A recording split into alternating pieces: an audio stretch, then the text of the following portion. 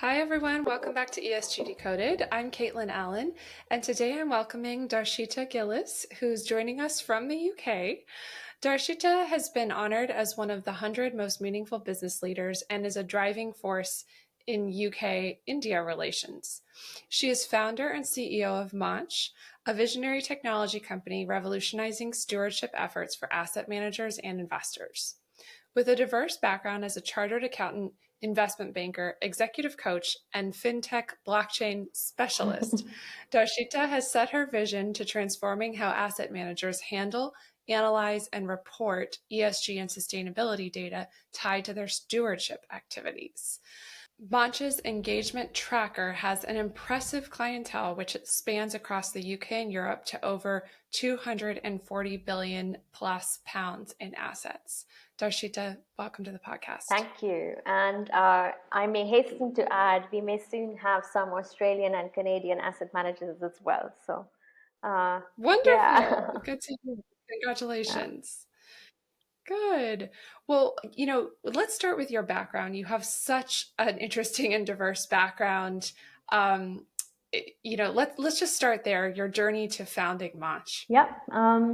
I'll keep it high level, but feel free to ask me any questions. I'm happy to share any aspect that's interesting for the audiences. My journey starts in Mumbai, in India, and I had the amazing fortune of having really amazing parents who wanted to invest in me and my education as a woman in a society at the time that was not necessarily pro women.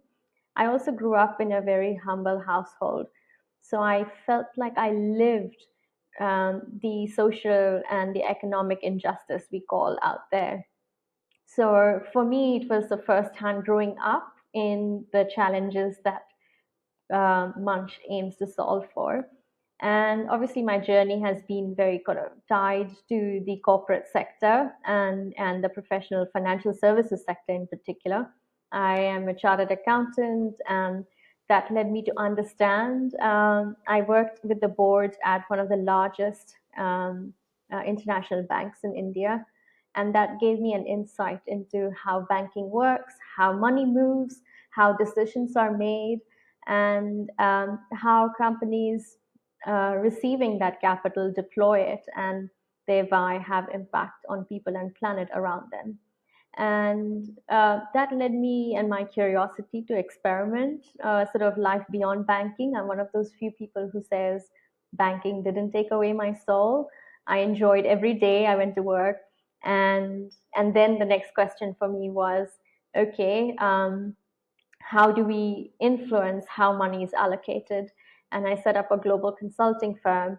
And while doing this, I realized that no matter how much ever I did as an individual, as a consultant, there was limits to scale. And that was the genesis of Maanch, which is how do we bring financial services, sustainability, and technology in one roof and really amplify the efforts that many of us are putting in to allocate capital responsibly, but also allocate capital in a way that's sustainable and for the long-term benefit of all stakeholders. So what was the next step then for you toward founding Maanch? So you kind of had this fabulous, interesting background and you saw a need. Well, maybe we should start with telling us what Maanch is and then a little bit about your founding journey. Yeah, easy. So Maanch means platform in Hindi. And the idea of Maanch is that there are many stakeholders that are involved in the enabling of long-term sustainability. And what we've done is broken that journey down, just like any other large long-term mission, is to sort of break the journey down into a few walkable steps. And what we've done as a first version of that iteration is looked at the segment of let's look at how money is being invested. And to that effect, we have launched a revolutionary software tool for asset managers to track analyze and report on the engagements they have with their portfolio companies. And um, and that journey in itself was an insight into sort of just validation of all the things that we know were disconnected in the system, but also a validation of how a business can add real value and bring new ways of working in a sector that really is looking for efficiency and operational cost savings and better risk management. And I want to I'll ask the question. The first thing I asked you, right, was please tell me this isn't another data provider, right? Yeah. So we know you're not a data Yes. provider. What do they, but there is data involved. So tell us a bit about, um, what gets logged on Maanch? What type of data is getting logged on the platform? Yeah, I think let's, sort of just to recap or like just to go back a couple of steps. There is, sort of obviously the emphasis here and especially on this call is the ESG landscape. And um, from the research that we did, but also now as we start speaking with clients, we are discovering that the ESG landscape is quite fragmented and the understanding of what it is and how it applies is varied. So, and then obviously there is a whole bunch of regulations that have come in that also create arbitrage opportunities, but also create confusion in terms of which one do I prioritize and so on. So the essence of Maanch, obviously, we are taking a look at it from an asset manager perspective at this point in time, is the way their workflow works at the moment is they have a fund, they have companies in that fund, and then they have data providers that provide them with ESG data sets. And they have data providers who provide other data sets as well. And what asset managers have historically been doing, and they still do, is based on these data sets, they make decisions. And based on those decisions, they start engagements with these companies. And it could be something simple or small as we want to see more diversity on your board. And it's not because a specific company has a challenge, it's just that they have recognized that more diverse boards means better risk management when it comes to governance. Um, and and historically, the way these have been done is either they're just dialogues that are unrecorded, and or they're recorded, but they're recorded either on spreadsheets or meeting notes, or some kind of a CRM tool or software.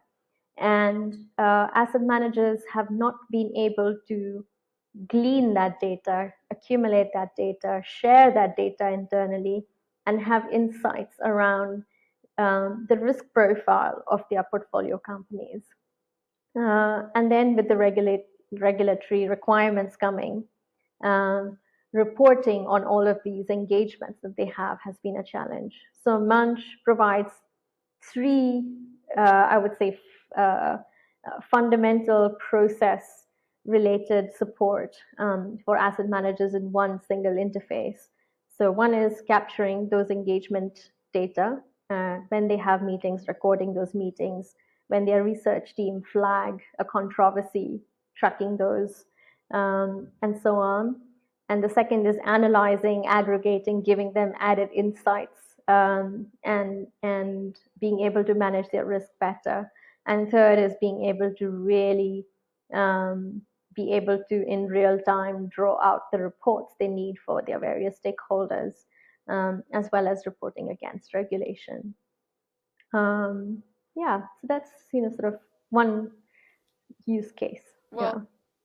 Well, and I think that the incredible uptake of use of your product just shows that there was such a huge need and a gap there. So super interesting that it's already so quite widely used. Um, and so one of the interesting things that I found about from you or learn from you was the white paper that you guys released recently. And I'd like to talk about that a little bit. I know it, I mean, in my opinion, just invaluable insights for asset managers. And so let's talk a little bit about that. Tell us about the white paper and what you learned in doing that research. Yeah. So the white paper was really sort of a first take on where are we with regards to reporting on stewardship in general, and what is effective stewardship in the first place. So the title of the white paper is called Decoding Effective Stewardship.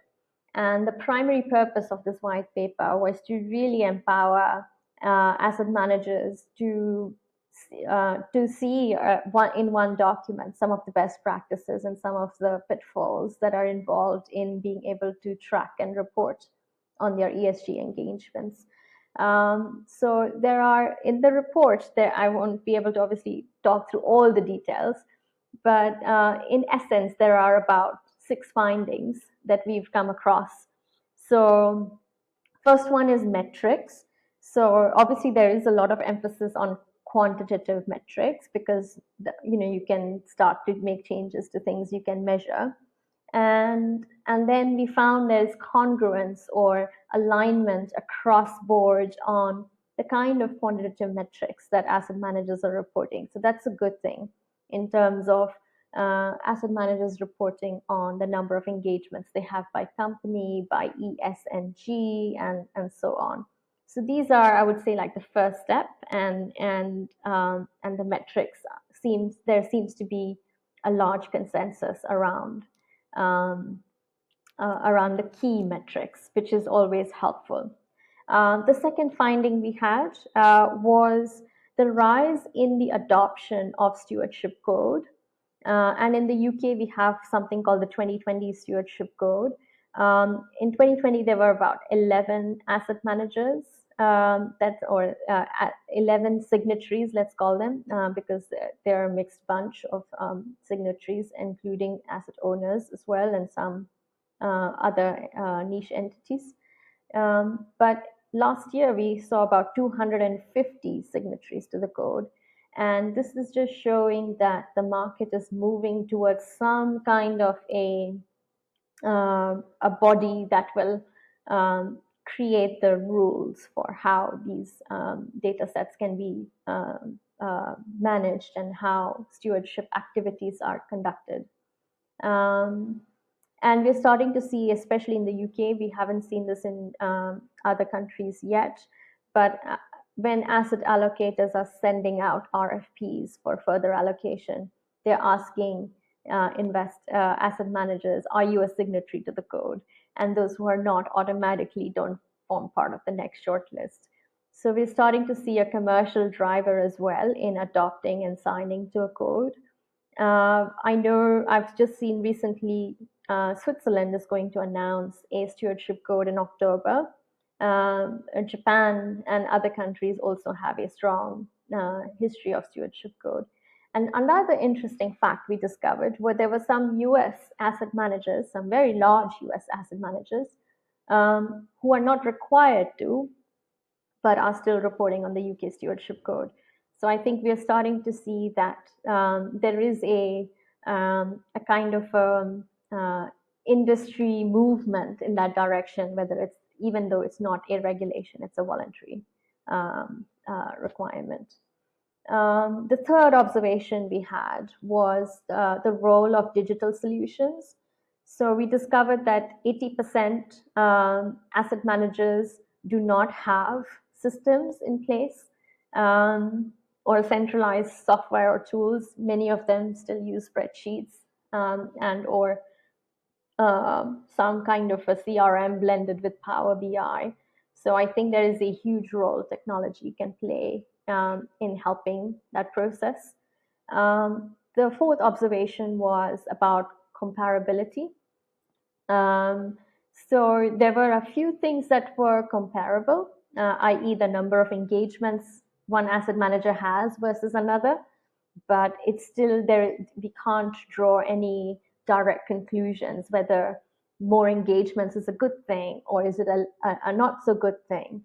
It's not comparable in terms of is a large asset manager meant to have more engagements or less engagements? So these are nuances I think we will only discover as we see further reports. Presentation was another one, which was, sort of everyone has their own way of reporting, and it's a good thing. It's creative, but at the same time, if I want to compare, do I invest with BlackRock or Vanguard? It's still not sure. So I think those are, I would say, and then there's leaders and laggards. There is obviously, you can see from the stewardship reports, the ones that are leading have very rich insights and they put it all on paper. And then there are others who maybe are doing good things, maybe they don't have systems, but they're not necessarily putting it out there, which can actually prejudice their the way in which the market views them when it comes to stewardship practices. So that's sort of sort of the broad summary of findings from the white paper. And there's more on the white paper in terms of recommendations and trends, but it's a good read. It will, Yeah. we'll definitely include the link to the white paper in the resources for folks that want to check it out afterward. And I definitely recommend everyone take a look. It's really, really interesting. Um, and you mentioned a very interesting point, which is there's some U.S. asset managers using the U.K. stewardship code voluntarily, and it's really making me think again about the geographical regional differences. You've lived and worked in you're from India, right? And you've also lived and worked in the UK and I believe a few other places around the world. So you have a very global perspective from several key regions.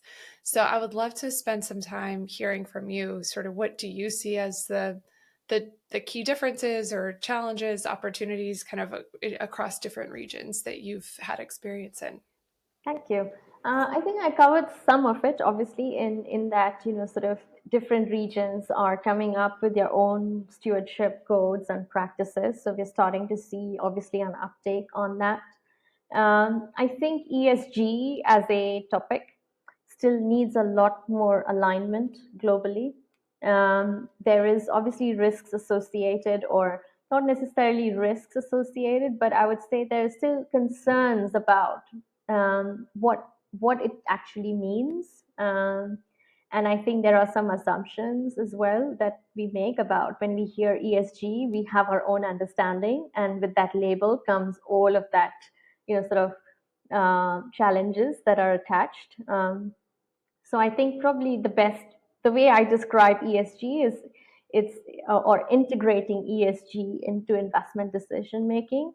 It's almost like a construction project, and just like any large construction, I think the first step is alignment. Alignment in terms of what are the measurements we're going to use. Are we going to measure in centimeters, meters, or feet? And I think that's something that needs to evolve. And then there are going to be, sort of obviously blueprints of what what the basement looks like versus what the rooftop is going to look like. And I think we're starting to criticize a lot. There's no windows in the basement, but the reality is the architecture of ESG is still at its very foundational level. And so the challenges associated with what we experience as ESG now is not necessarily the challenge that will be in 2, 3, 5 years to come. So yeah, when we look at sort of geographically, what that means is there are countries that are leading. We know for sure, like Europe has been at the forefront of this. Regulations are in place, and asset managers are already reporting against these regulations on an annual and a quarterly basis now with the SFDR. We're starting to see a huge uptake in Japan. Also has a very high has a stewardship code and has a very high sort of stewardship activity in as compared to different asset managers. Singapore, India, or like the emerging markets, if I just blanket them, are definitely stepping up.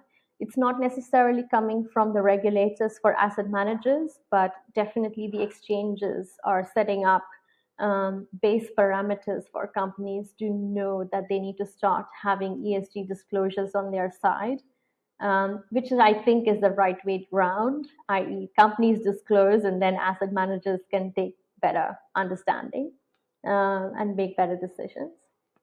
And then in the US, I feel obviously the first step that the US has taken care of is proxy voting and the engagement that happens through the voting process. And the SEC has now made it a requirement to disclose proxy voting records since November last year. And that's a very good sign and direction. And I think the sort of embracing ESG as a way of managing risk better, I think US is still far behind European counterparts in that way.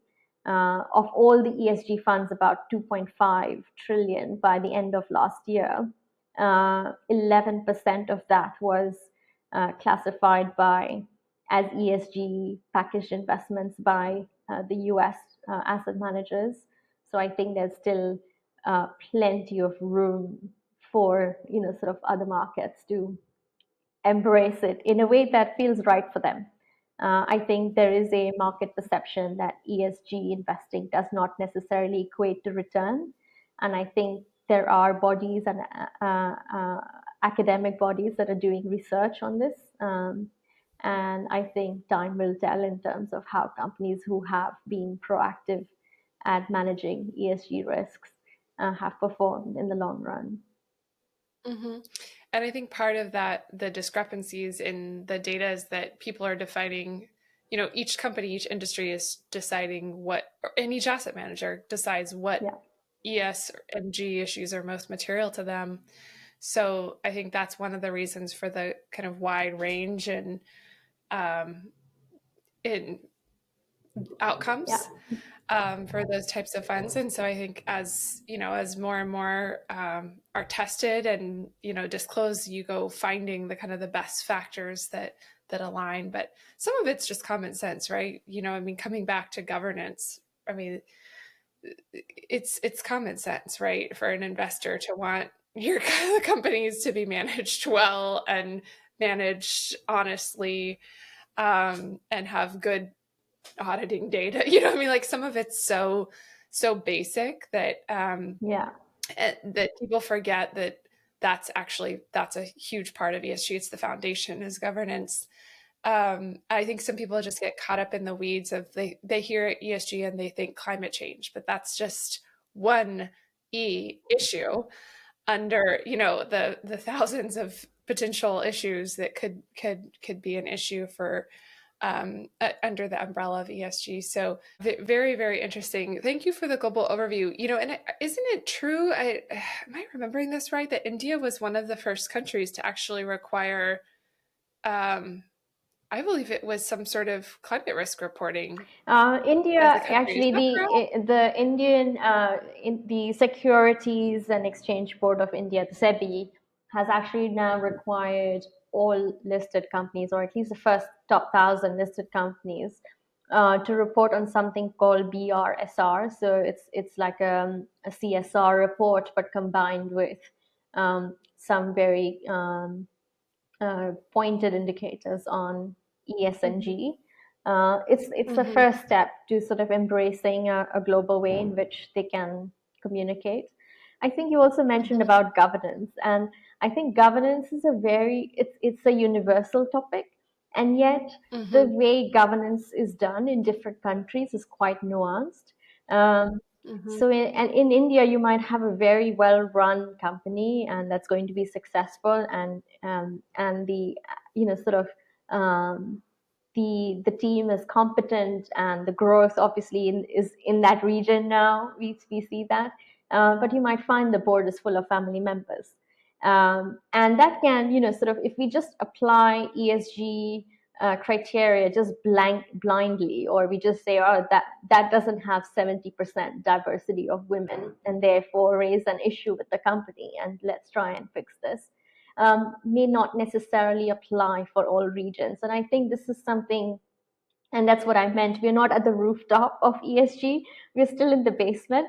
We're just trying to identify what is the core essence of making sure that key risks are managed, and as an investor, you're aware that that's a risk, and that you're aware that the company is aware that that's a risk, and they're taking steps, or at least agreeing in principle to attend to those at some reasonable time frame. And I think that's, sort of, I would say we need to be balanced in terms of the regional nuances. I also saw reference to Dubai and Saudi also making efforts in creating their own ESG frameworks. They're slightly more light touch as compared to India or European frameworks. China as well has come out with this 19-point plan. So I think each country, and it's the right way, is actually looking at what are the nuances that are unique to their markets, so that we don't have like this one number approach where, oh, if your score is not 90, you're not ESG compliant, and therefore you're not part of my fund. I think that would be the, the wrong way to manage risks and manage money. I totally agree. And I mean, that's what people forget. There's so many efforts to, I mean, they're like you said, we still have to standardize some things, right? We're still building the house.